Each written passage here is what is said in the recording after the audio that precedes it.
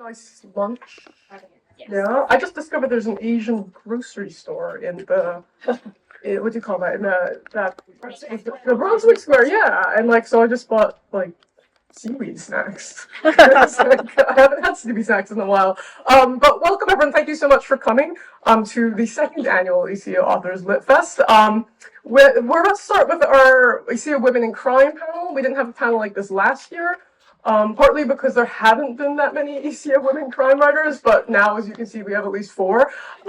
So we're going to have a panel about that. Yeah, I mean, the subtitle of the panel is Unwriting Those Galling East Asian, Southeast Asian Stereotypes, which we will get to. But I think the reason I felt like we, and Tanya as well, and many of us felt like it was important to do this panel is because crime fiction or suspense or whatever you want to call it, mystery, actually is like a huge genre in the publishing landscape today. So, I mean, how many of you, show of hands, like reads crime fiction or mysteries or? Okay, so that's a lot. Yeah. Okay, that is a lot. I guess we both all read. So that's a lot. And I mean, and I actually never was much of a crime fiction reader until I then accidentally became a crime fiction writer. And so it's kind of speaks to the fact that there's this huge market out there. And yet, if it's a huge and very commercial and lucrative market, why has it been so difficult for East and Southeast Asian people to become authors in that genre? So that's one thing to consider. Just to kind of define crime fiction a bit, I mean, it's a really broad range of stuff, right? So you kind of have like Agatha Christie, like Golden Age mysteries. You have detective stories. You have like gritty police procedurals, but then you also have cozy crime, like crimes that take place in idyllic-looking villages. You know, kind of Richard Osman type, like detective, like cozy crime. You have psychological suspense. And also domestic suspense, which is what a lot of these books here are about. And that is very much about, can you trust the people that you're living with, right? So I think, you know, at heart, if we talk about crime fiction or the thriller as a genre, it really is about, like, who can you trust, right? Like, can you trust your intimate partner, your boyfriend or your husband? Can you trust your boss? Can you trust the girls in the schoolyard who pretend to be your friends, right? So in that sense, the genre really taps into our insecurities about where we are in the world. And especially if you're a person of color, there are probably, living in the West, there probably are additional insecurities there about class, race, and gender. So I think that's one way in which the genre can actually speak to a lot of real world issues in a format that's quite entertaining at the same time and page turning. So I think as an example of that, we're going to have Callie read from Cuckoo. But first to give a quick, and Callie's a debut author. Her book's not coming out until February next year. But I think let's do a quick intro if we have. So to my left is Tanya Tay, also one of the organizers of today's festival, and her debut adult novel, The Other Woman, won Headline's inaugural Modern Stories Open Submissions Initiative. So we can talk a bit about the role of these kinds of these publishing initiatives to get people of color writing these genres. And her writing often explores female friendship and motherhood, and she's also the author of Spellcasters, a magical middle grade series under her pen name Crystal Song. And she has developed a screenplay with BBC Writers' Room, has worked as an advertising copywriter, and has an MA in History of Art from Edinburgh. To her left is Callie Kazumi, a British-Japanese writer who started work on her first book after being gifted Stephen King's On Writing by her father, which is a very good book, I recommend. And she lives in London with her husband, with their Bichon Frise?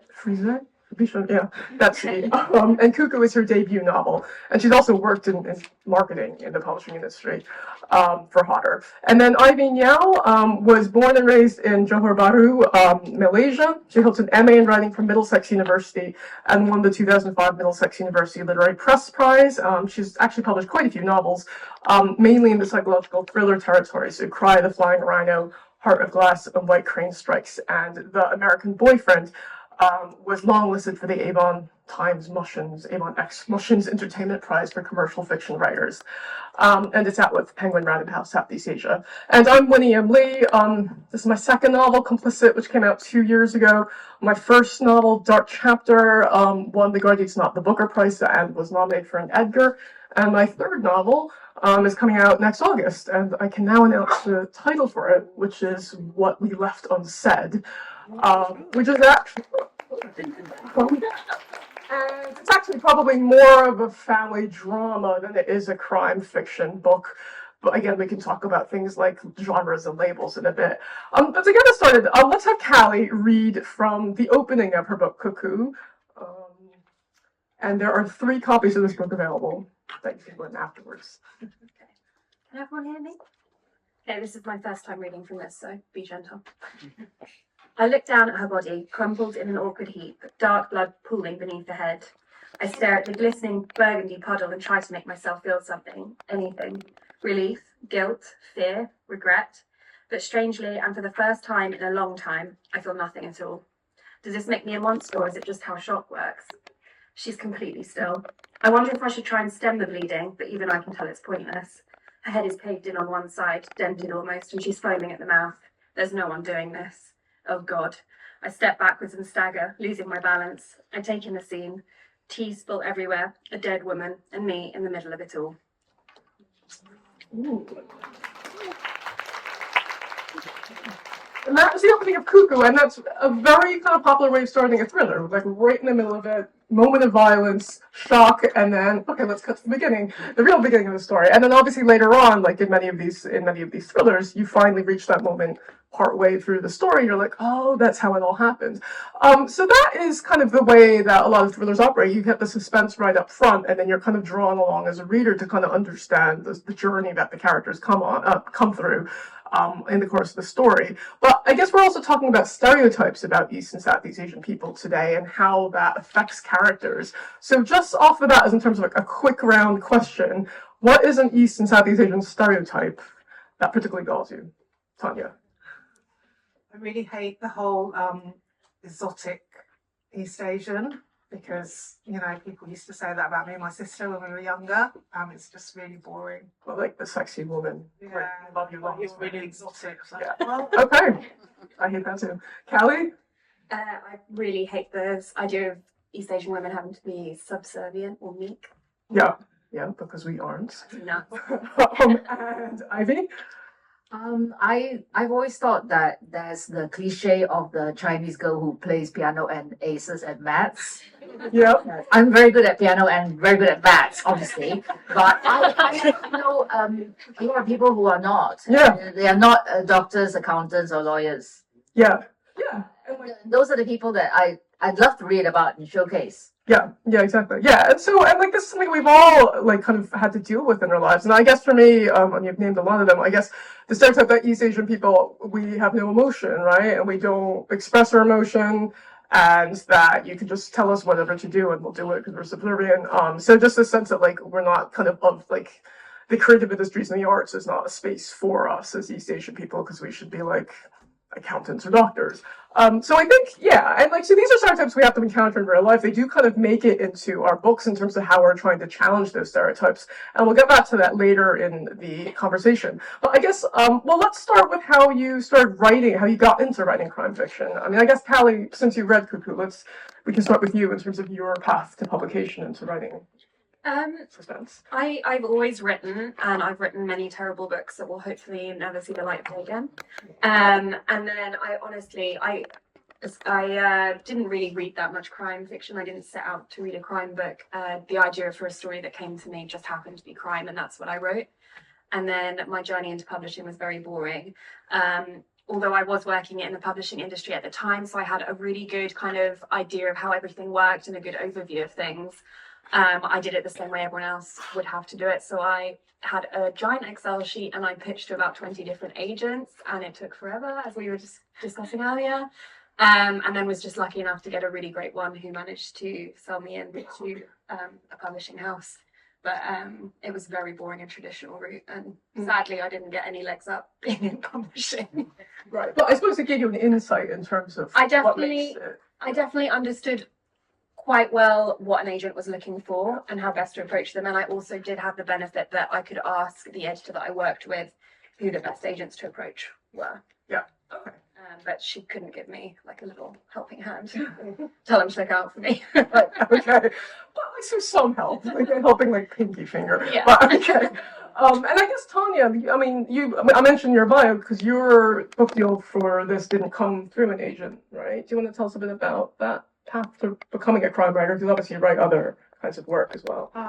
yeah, I mean, I was already sort of been trying to write for years. I would be here all day if I told you exactly what I was doing. But the crime writing, I had done a crime writing course at City University, like an evening class. I was already writing for children, but I could never really find the right. I was like trying everything, different things.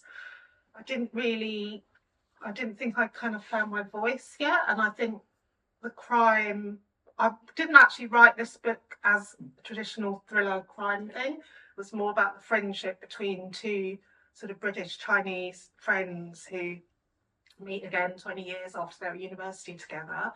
And I was sort of exploring that. But it's been marketed as domestic suspense. I think early on in the process, I had a lot of these one-to-ones. I think it was like 2021, 22.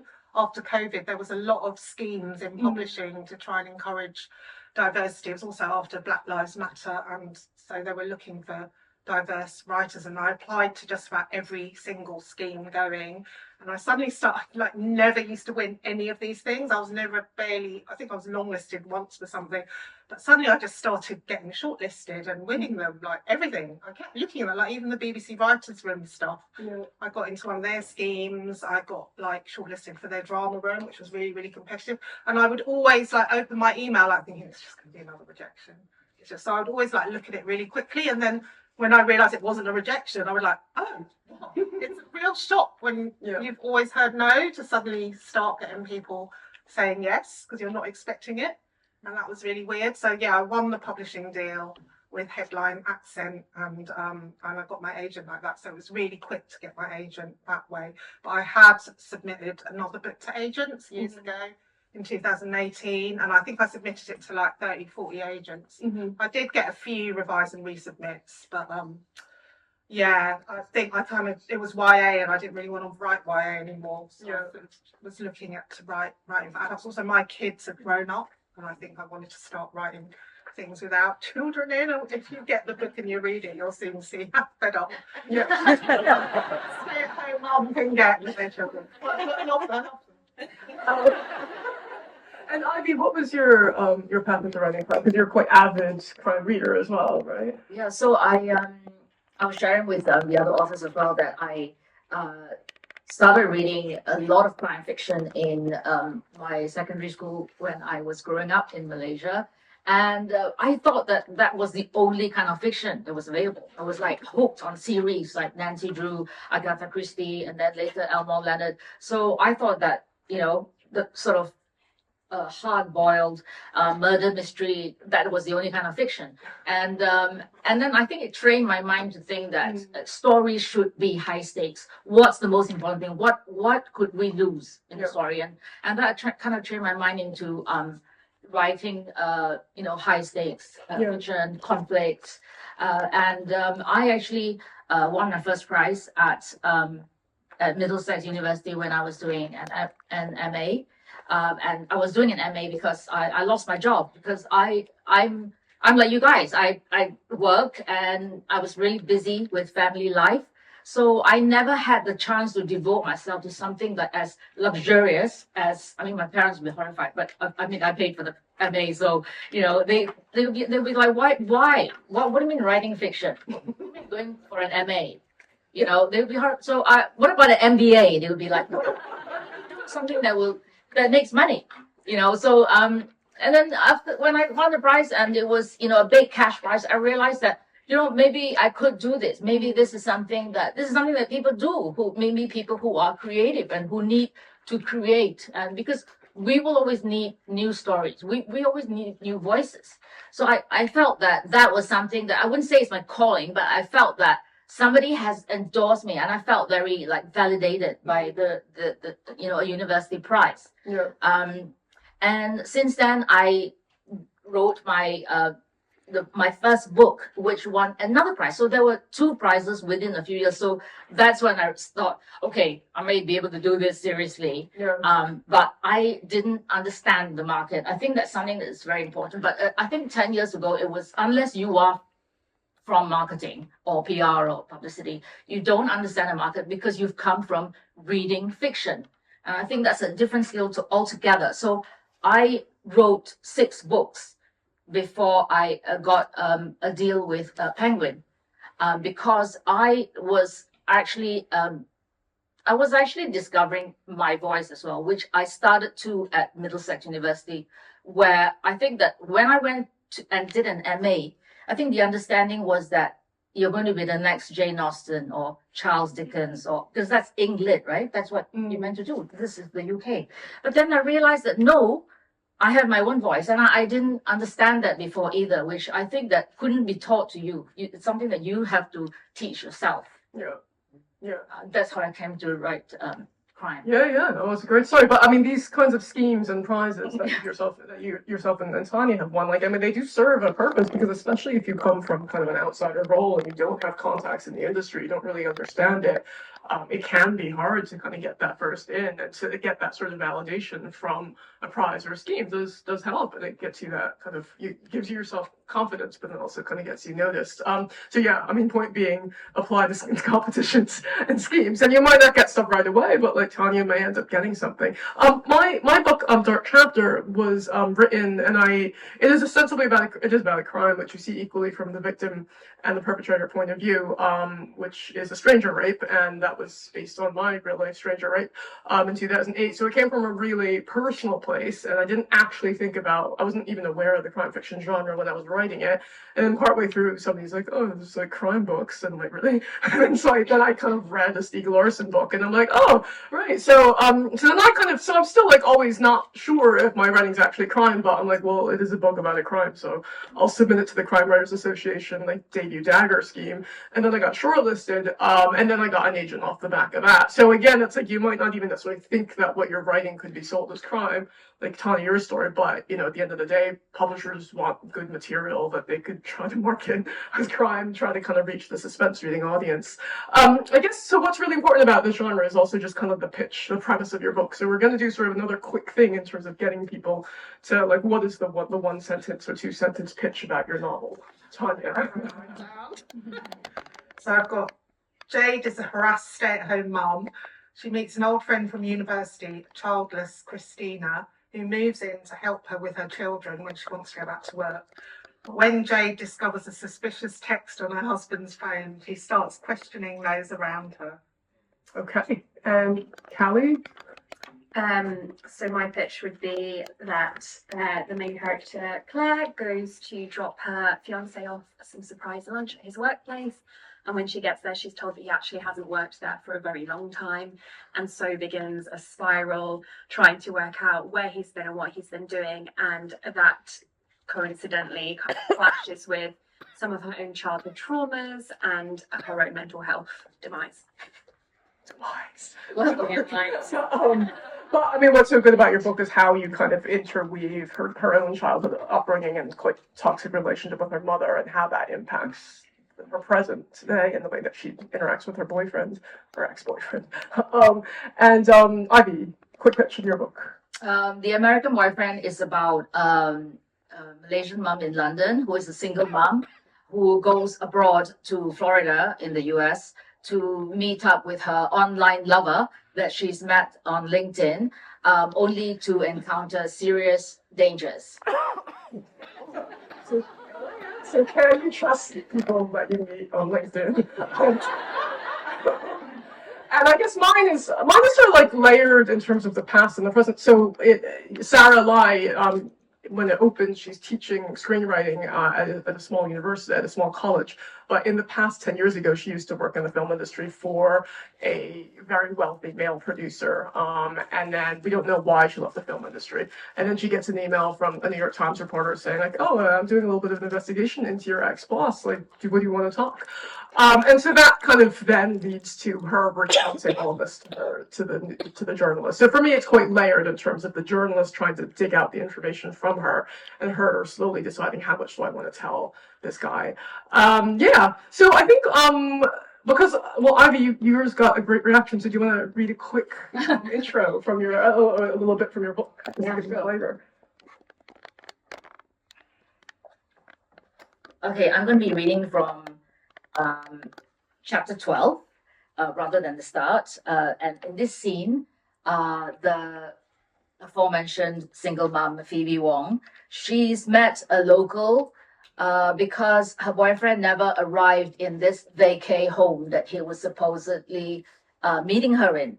So she's had to use her own wits and get around because the house is very isolated in a very beautiful but wild setting. So she's had to get her feelers out and meet locals who would be prepared to help her. As when she arrives on her first night, she has been robbed. So she's found that she has no passport, money, wallet. So it's a scenario where if that happened to us, what would we do in some way which was very isolated while waiting for our cards and our new passport to arrive? So she's had no choice but to brave it. Phoebe enjoyed a calzone and even a limoncello cocktail. Jojo sat in the high chair, but after about 34 attempts to escape, soon succeeded, and Phoebe put her on her lap instead. Very well behaved, said Roberta. Was she being nice? Phoebe beamed. Jojo was joining in the fun. What about your boyfriend? Oh, let's not talk about him. Buoyed by a full stomach and alcohol, Phoebe was feeling mellow. Something serious at work caused his delay. He could not help that. Okay, sorry. That's okay. Well, maybe call him when you get in. You're right, I should, Phoebe mumbled. Anxiety gnawed away at her. She was enjoying herself. There was guilt attached to that. Where was Carter? She looked around at other families having dinner. An awkward flicker of silence passed. I'm not sure how to say this, Phoebe, Roberta said. Everybody knows everybody in a small place like this. Yes, Phoebe said, aware something was coming. I just think you ought to be more careful. Careful of what? Phoebe bleated. Stay away from him, Roberta said. Why?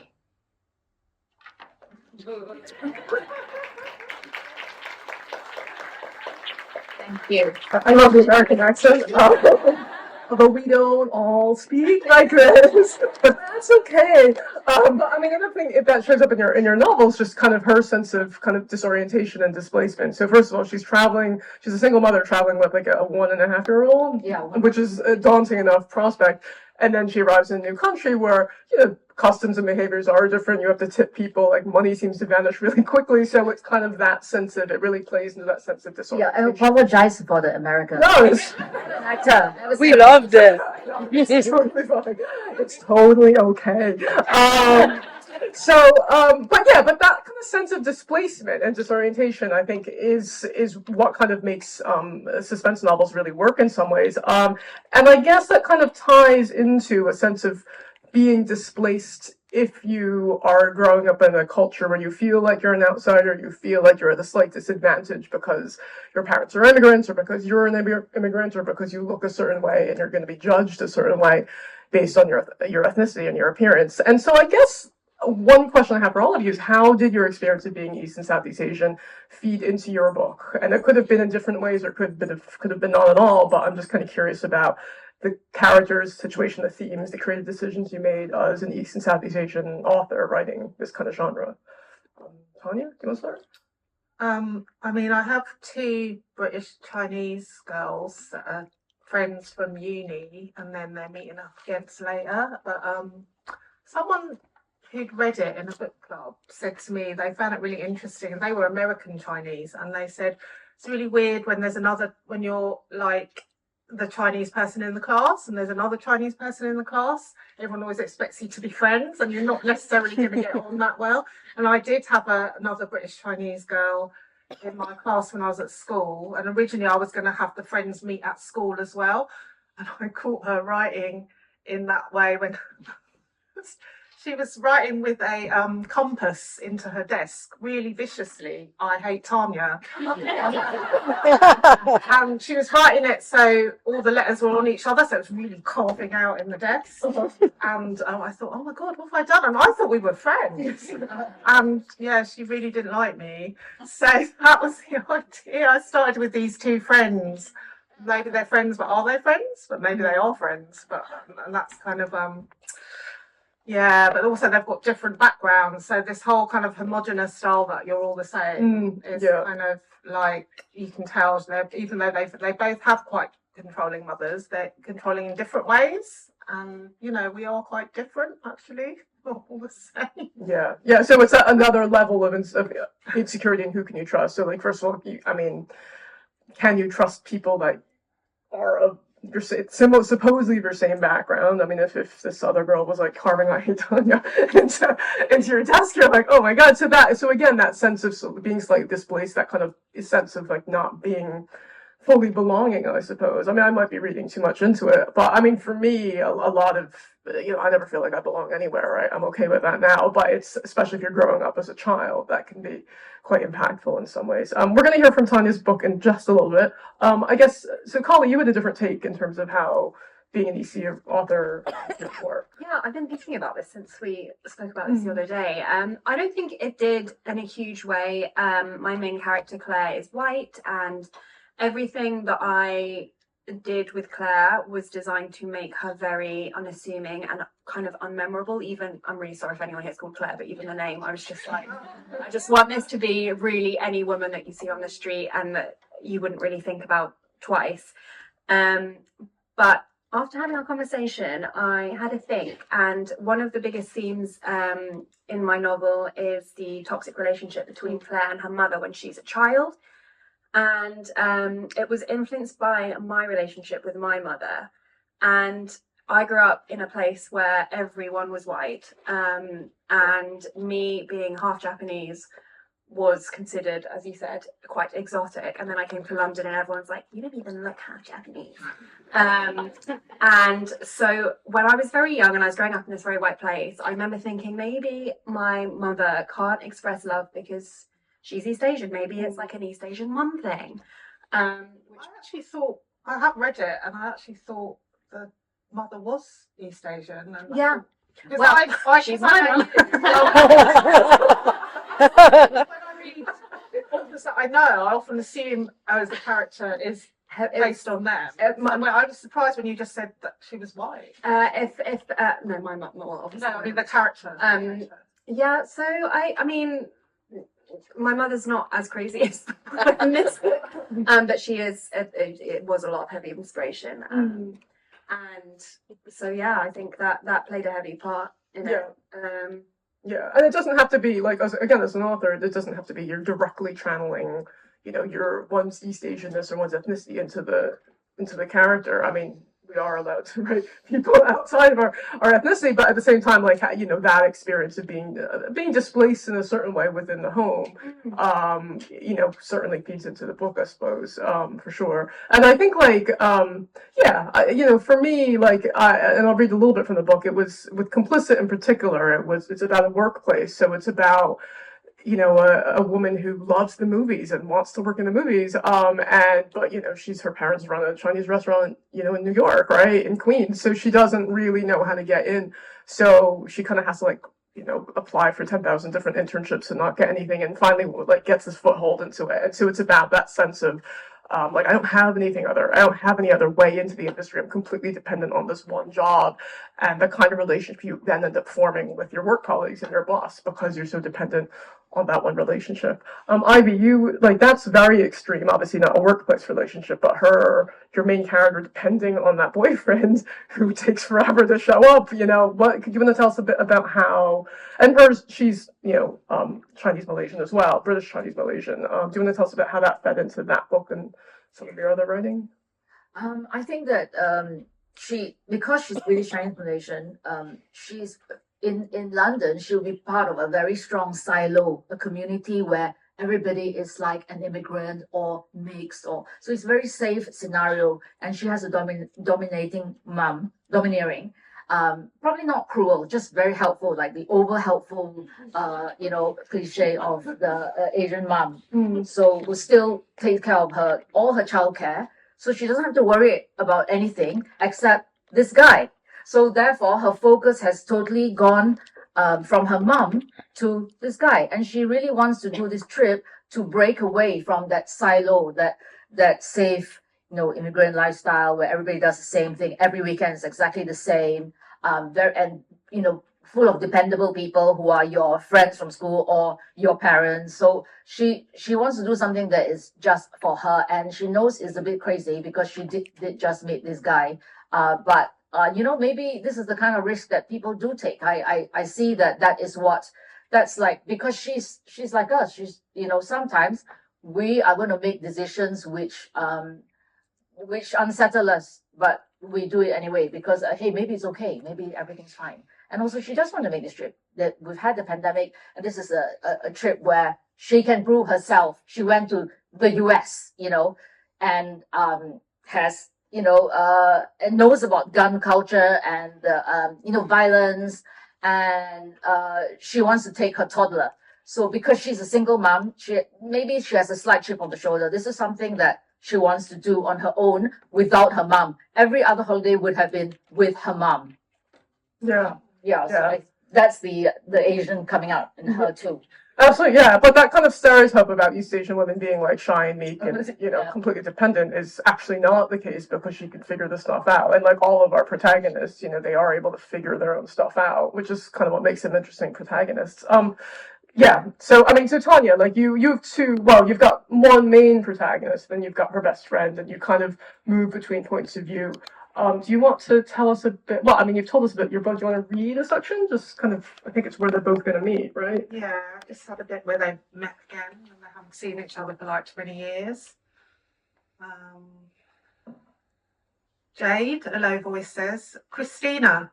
I jump up. For a moment, I don't recognise the dark-haired woman in front of me, wearing a cream silk dress and carrying a Prada handbag. She looks different, older, even though her skin's smooth and unlined. I've been expecting a studious type in chords. It's been years. She gives me a nervous smile, showing even white teeth instead of train track braces. I'm sure she's noting all the differences in me too. I must look older, more worn out. I hold in the spare tyre, bulging round my middle. "You look fantastic." I lean in to hug her, then draw back, remembering she's not keen on hugs. She's obviously got over that as she squeezes me tightly.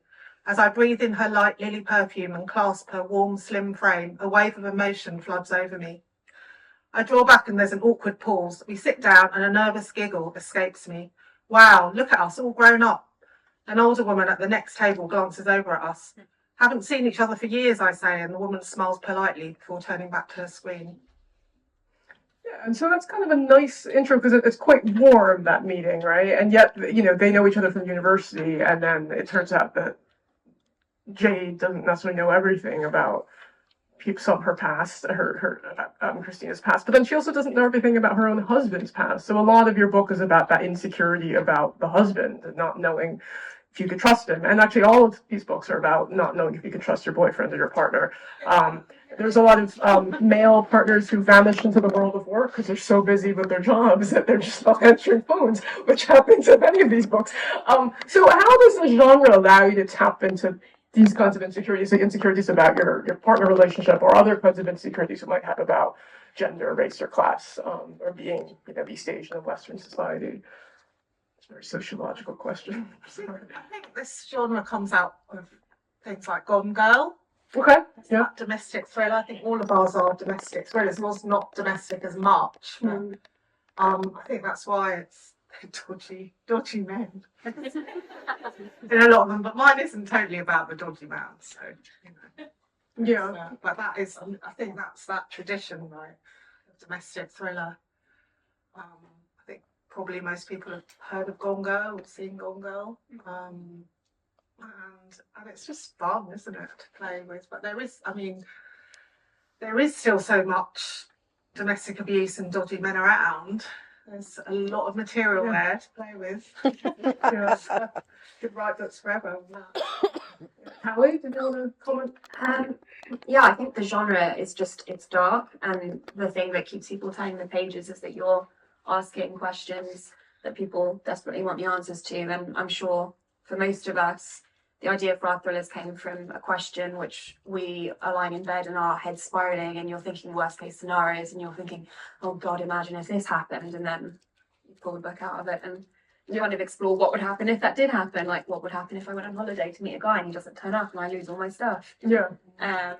So I think putting insecurities about anything from class and race through to what your husband's doing during the day, it's built for this genre. Yeah, and like your book is very good at using social media to kind of increase someone's. Well, she does some of her detective work through social media, but then there's that thing about who is this other woman in this picture that you find on Facebook, and I think like many of us have done that. You know, if you've just met a guy and you've got a crush on him, and then you look at his Facebook profile and find there's all these attractive women. You're like, who are these women, right? And so it's kind of, in some ways, it's quite realistic because we can kind of relate to a lot of that. And then you also wonder, like, okay,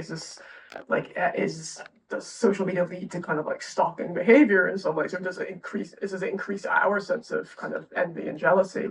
I think there was a question, but we're going to move to questions at the end. Is that okay? It's something I just thought of now. Oh, these are all about white men. I haven't read the books. I'm not sure. Oh, it's a good question. Yeah, all the men are white.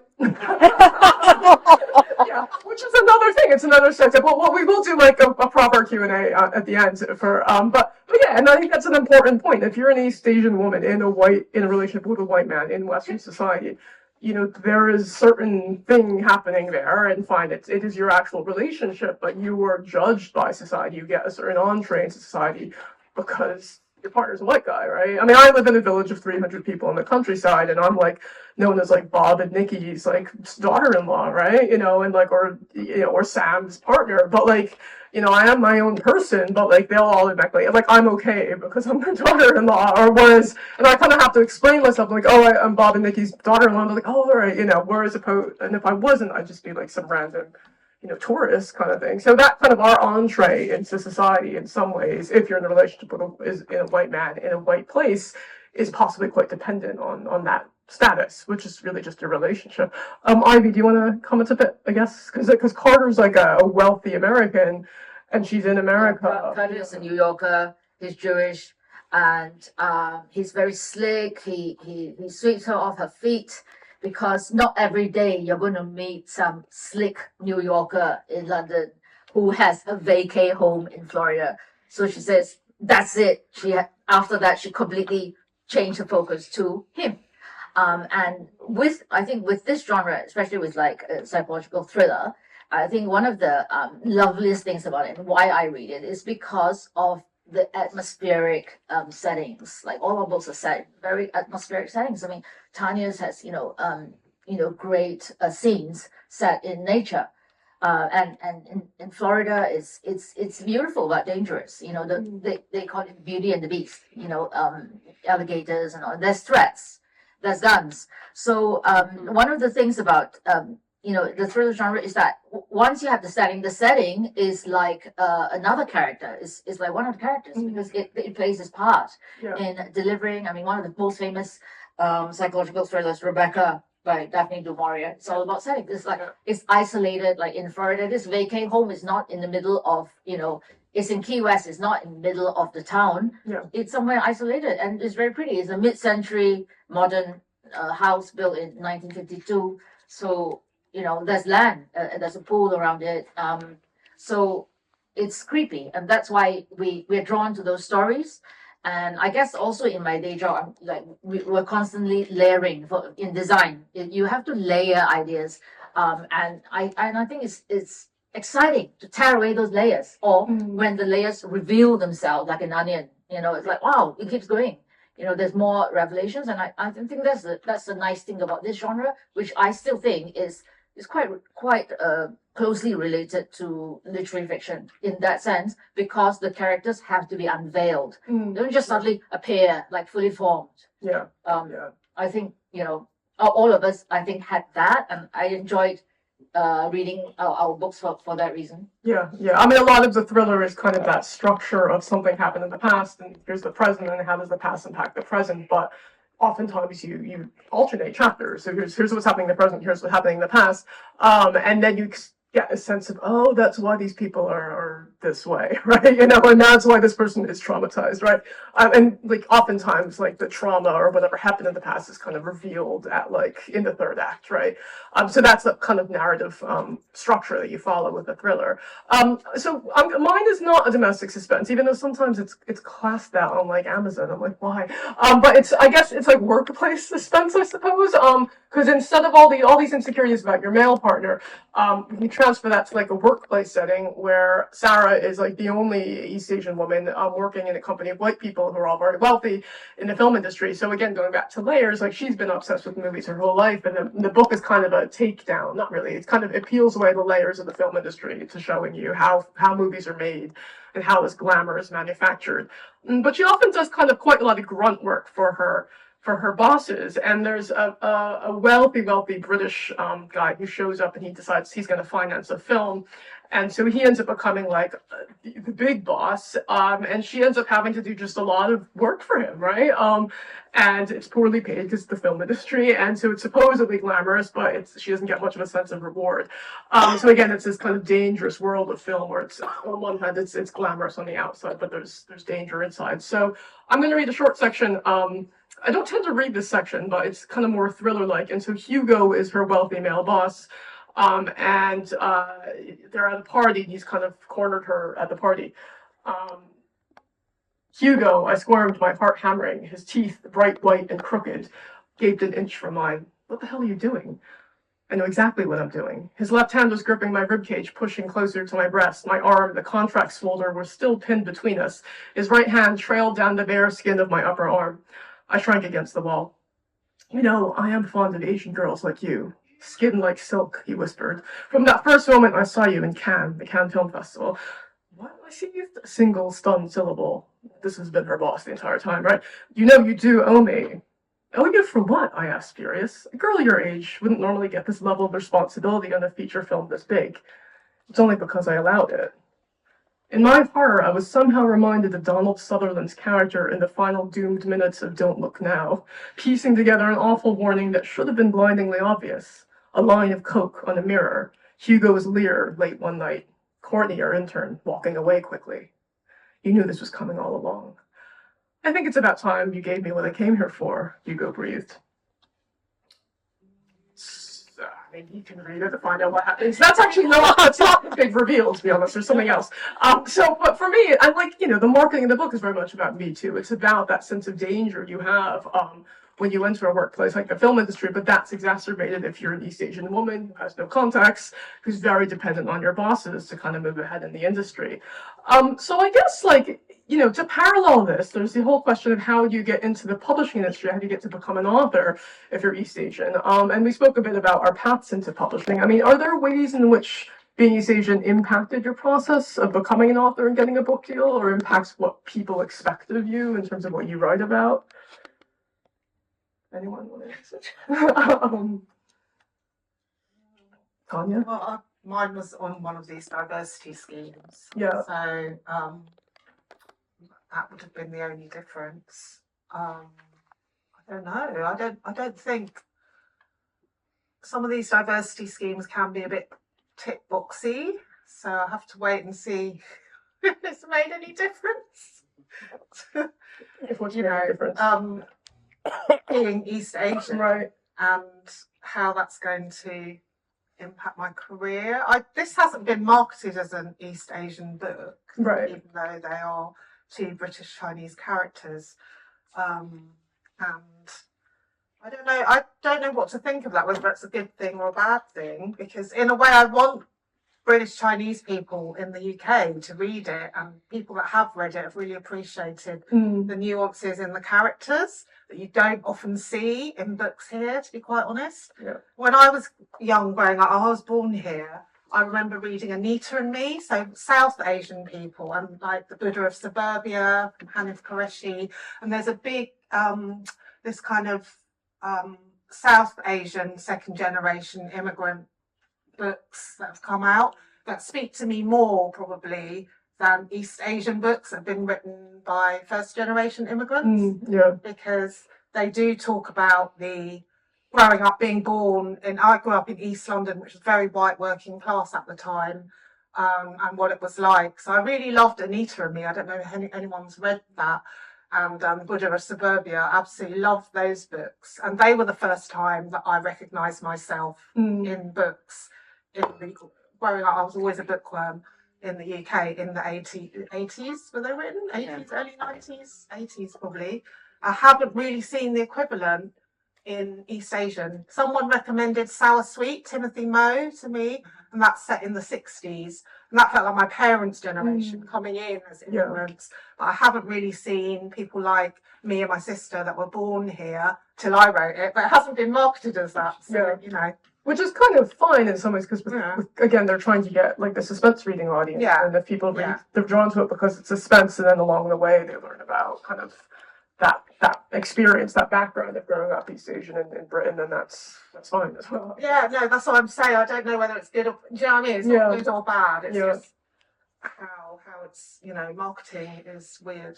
Yeah. You know more about Yeah, Callie, do you want to speak on that? And also because one of your future books are also kind of exploring. Yeah, I don't know if I know I submitted to my agent using my married name, which is Scottish, so I don't think it impacted me in any way. Yeah. But I had a conversation about name because, as you said at the start of this, there's very few ESEA women in crime. And I wanted to use my Japanese name, and I think after such a long time of kind of having these insecurities about being half Japanese, and my mother sweetly used to call me a mongrel, I wanted to kind of make sure that I had the name on the book and that I kind of reclaimed it and was proud. And then I had like a moment of manic wavering, and my friend Maria, who runs the ESEA Publishing Network, I took her aside at work. I'm actually embarrassed to even think about this now. And I was like, it was right after Yellowface had come out, which I don't know if you guys have read it, but it's such a fantastic book about a white woman who pretends to be Asian to get it's all about publishing. It's really brilliant. But Yellowface had just come out, and I said, Maria, I don't know if I can use this name. Like, I don't know if I'm right to use my name. And she looked at me like I was mental, and she said, well, is it on your birth certificate? And I said, yes. And she said, well, then it's your name. Like, you have as much a right to use as anyone else. So it's a funny kind of thing, identity. And yes, I am exploring it much more. I've already handed in my second book, but my third book is going to be set in Japan and is exploring a mixed race character. And I think I kind of wasn't ready to write something of that ilk. But now I am. So yeah, we'll see. Yeah. But yeah, I think it's interesting with the marketing side of things. It's very rare that they will market as an ESEA book. Yeah. Yellowface was probably an anomaly, and that's because it was the whole plot of the book was revolving around it. Yeah. I think most of the time they just think what will appeal to the most amount of people and make us the most amount of money. Yeah. Which is probably why all of us here have been put into the crime and thriller category, even though you guys especially write kind of slightly more literary fiction. Yeah, and so the kind of the way the publishing industry operates kind of tends to put people in specific genres which aren't necessarily the best fit. But I guess as an author, it's about finding your place and kind of being okay with being in that genre or writing against it in some ways. We're going to open up to audiences in just a little bit, but I mean, Ivy, did you want to speak about kind of your whole process of like your background? Did that impact or make it more difficult in terms of getting a book deal or getting published? I think it was more difficult. And I love hearing that Kylie's using the names Kazumi because 18 years ago I had an agent and she says, we can't get you a deal. That's for my first book, which eventually was published in Hong Kong because it won a prize in Hong Kong. And she says, it's because no one can say your name. And about 10 years after that, then with these people like Chimanande, Ngozi Adichie, and no one can say their name either. But then things change, and all change is slow. So I accept that in 18 years ago, and even like the blockbuster crime novelist Tess Gerritsen, she's Chinese, and she's had to change her name to a Dutch name, her husband's name, for the same reason. And this was the 80s. So the 80s are actually 40 years ago now. So 40 years ago, you had to change your name. And 80 years ago, I didn't change my name. now you don't have Hair to change your name. grows So out. I think I don't know. I feel that our time is now, and it's not too late because all change is slow. Yeah, I'm funny. Tess Gerritsen story. Yeah, I was at Harrogate, and I was just I was speaking there at one point, but I was just kind of like sitting on the side catching up on emails on my computer, and there was a woman who came and she sat next to me or across at the table at me, and she was like kind of looking at me, right? But she was like being nice about it. But then eventually she's like, "Sorry to bother you, but are you Tess Gerritsen?" And I was like, no, she's a bit older than me. But it's also kind of like, again, it's that, you're an East Asian woman at the Crime Writing Festival as a woman. So And you must be I tough. clearly wasn't just a person, right? I was called Winnie at the last. Someone called you I went to, they called me, she just got it because she knew I wasn't Winnie. But and I felt really bad then because she felt bad. Yeah, And yeah, it was all really awkward. yeah, yeah. This I happens. wish I was Winnie. It's an amazing book. I'm quite happy to be mistaken. Well, yeah, I mean, and it's nice that we all know each other, but it's also just kind of like, it's funny, like I've been confused with, Mary Jean Chan and Jenny Wong when I go to kind of like literary conferences. I'm like, oh, I know you, you're Jenny Wong. I'm like, no, I'm Winnie. So yeah, I mean, there's not that many of us in this world, or you'd definitely get a sense of that. I guess for me, in terms of my own writing, I'm very aware of the fact that, like, I grew up and Amy Tan was like the only person that was ever published as the Chinese American woman, and this kind of overriding genre, the literary genre of the East Asians that come to the West and their struggle, that called a multi-generational epic, was very, that's something I was conscious of. This is the kind of stuff that gets published. But like, as Tanya said, I'm not interested in that story. I'm interested in the stories of, people that were born in the West and have East Asian parents. And that's quite different from like the big historical epic struggle. So for me, I always wanted to write something that's kind of more contemporary, but then at the same time, like, yeah, I could write white characters if I wanted. Dark Chapter, one of the main characters is a white kid, but at the same time, I'm like, yeah, but is there sort of a burden of responsibility to write, because I am actually getting a book deal? Should I actually be writing this story, writing that character to be East Asian? And at this point, I feel like, yeah, I probably should, because you don't see that much stuff getting published from that kind of perspective. So if it's an authentic perspective for me, and I have a book deal, I may as well write that into my characters. So we got 10 minutes to go, which means that we're going to open up for questions. We also, like, after the official end of things, there's obviously a bookstall. You can buy all our books. Callie's book, Cuckoo, isn't published yet, but there's 3 copies that we're going to do a prize draw for that in a second. And then if you don't get to ask your question in this session, obviously we're around and we could chat and talk to you. Do we have any questions from the audience? Yes. My question is, I don't know if you are bilingual, but if you are, do you feel that your writer's voice changes if you write in a different language? And what was the rationale behind writing in English? I'm not bilingual, so I can only write in English.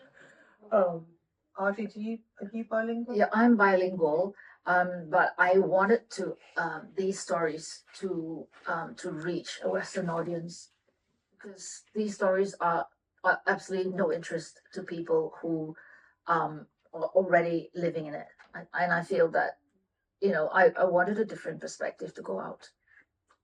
I think it's an issue of language. Like, I don't speak Chinese or Taiwanese, and I guess I probably should have, but my parents raised me to assimilate, and so we only ever spoke Chinese.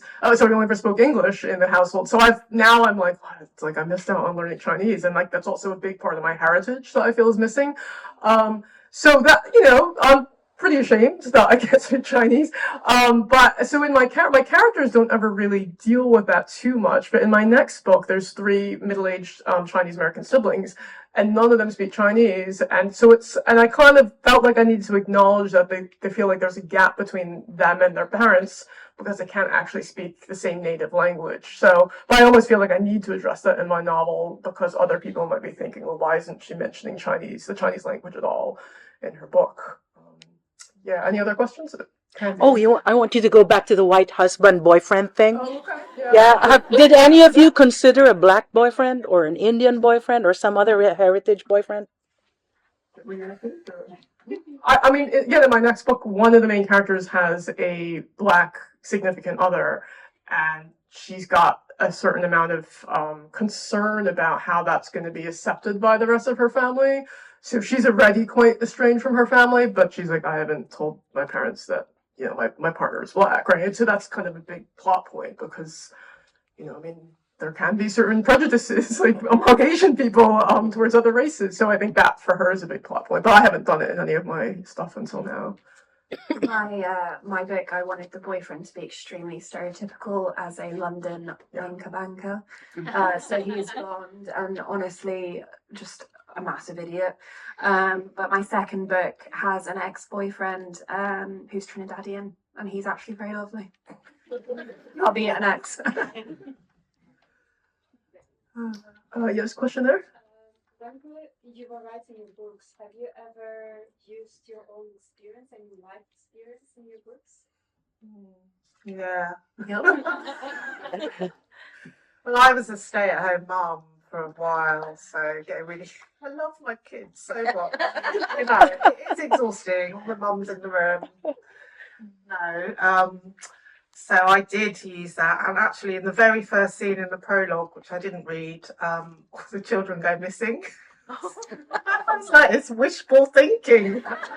Because I wrote a lot of it during lockdown, or before. I started it before lockdown, then I was homeschooling in lockdown. And I actually found it really hard to read at that point because it was so close to that experience of being shut in the home and getting really fed up and wanting to go out to work, but it's like, you know, no one really, it's really hard if you've been at home, as people who are parents who know that, to then go out to work after you've been at home with young kids. Everyone kind of looks down on you a little bit. They shouldn't, because mums are brilliant. I definitely drew a lot from experience for the debut, especially. Obviously with the mother-daughter relationship, and also even just kind of the premise. The idea came during COVID. My husband, who's supporting me today in the middle here, has, no offense, a terribly boring job related to numbers and something that I just can't understand and involves loads of spreadsheets.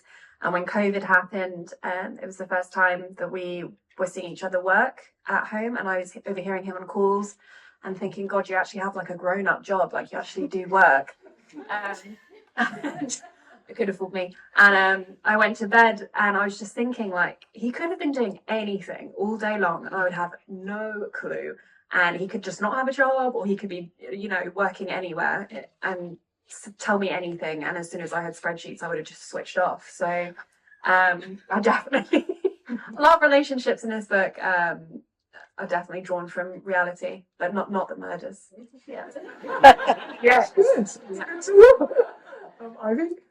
Yeah, I just to second the thing about the bilingualism. So my main character Phoebe Wong, she can speak Cantonese. She because both her parents are Chinese. I think that's the difference. If both your parents are Chinese and you grew up in London, then there's quite a slim chance you will speak very bad Cantonese, at least to a, you know, primary school level. So when her mum is telling her off, it will be in Cantonese, so that no one else knows the stuff that she's been told off for. And also when she thinks back to her mum, who is always on her shoulder, her conscience is her mum, and when she thinks back, it's in Cantonese. So there are Cantonese words in it which they didn't translate. It's in Chinese in my book. Like 心痛咩 means, does your heart not hurt? Like when you buy something expensive, waste. Everything is about waste, throwing away stuff.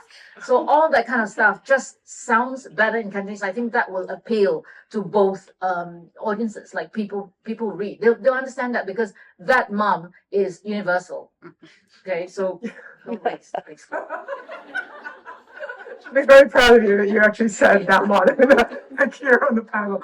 And I guess, I mean, for me, yeah, I mean, my first book, Dark Chapter, was entirely, I mean, this is my real life experience of rape, really. Half of it's told from the perpetrator's point of view, but I kind of wanted to channel my own experience, fictionalize it slightly. And what's interesting is that I had this, okay, so after the assault, I was obviously very, in shock. I was with the police, and they were escorting me into the hospital in Belfast, and they went to the A&E, and they said, you know, I was with the police, I was with my friend who was white, and I was gonna get looked at by a doctor, and the receptionist in the hospital looked at my friend, and she's like, oh, are you the translator, right?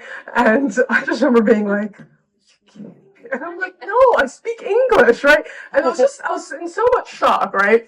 Because, you know, in addition to everything I'd already gone through, like suddenly this woman is like kind of implying I can't speak English. So, but I wasn't like angry about it. Obviously, internally I was, right? And then because it was obviously a really bad day for me. But then in the book, I put that into the book, and it's just kind of like a moment where, like, so, you know, the receptionist is like, "Oh, you must be the translator," and then she says, and like the character who's me says, like, "No, I speak English," right? And what's interesting is like I felt that was an important detail to put in terms of like how a random comment like that can further kind of chip away at your sense of self or your kind of in a very bad moment of trauma.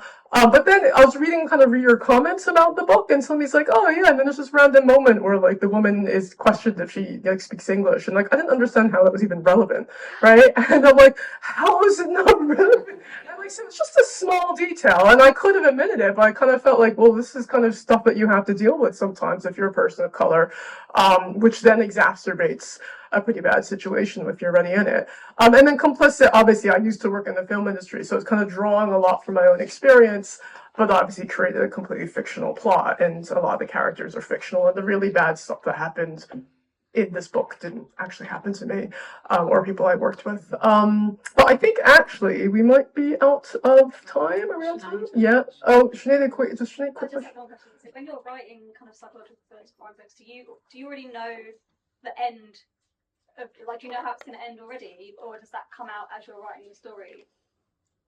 I mean, I don't really think the stuff I write is psychological thrillers, but I always have like the ends because I know what I'm writing towards. Yeah. I didn't know the end of mine. Did you not? I needed a twist. I was like, I can't. I literally was just moaning to my friends so much. Oh, God, I need a bloody twist. I can't do it. But it came to me in the end, so I hope you like it. Twists. No, I yours was a always great twist, actually. I loved it. I always have an idea of exactly what's going to happen at the end, and then when I get to the end, I'm bored and tired of writing, so I just do something else weird with it, which my agent then wanted for my second book. She's like, "Your trademark twist on a twist," and I was like, "That was a one-time wonder. Like I don't have it on a twist on a twist in me." That last Um, little thing, yeah, Thank it's you. really good. So I hope it's like looking out for it now. I think so. Very, yeah. So yeah, I do like I have to have an idea for the end to get there, and then I'll change it at the end. Ivy?